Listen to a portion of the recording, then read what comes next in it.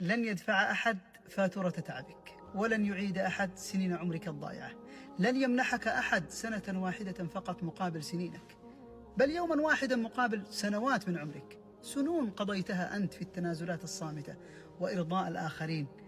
كم مرة صبرت وكسرت نفسك لترضي غيرك، وكم مرة سكت وقلبك يتألم حتى لا تخسرهم. لكن الحقيقة المؤلمة أن أحدا منهم لن يدفع الثمن. لا أحد سيحمل عن قلبك التعب الذي عشته، ولا أحد يعيد الوقت الذي ضاع من بين يديك.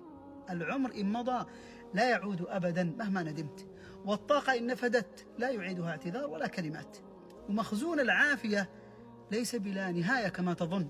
الصحة النفسية إن أرهقت تعب القلب، وإن تعب القلب تعب الجسد، وتعبت الجوارح، وضعفت النفس، وثقلت الروح.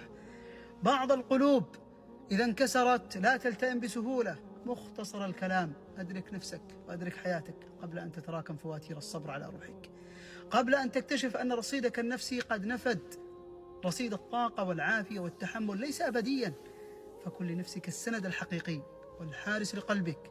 ولا أحد يعرف قيمتك الحقيقية أكثر منك، فلا أحد أحق بوقتك وعمرك من حياتك.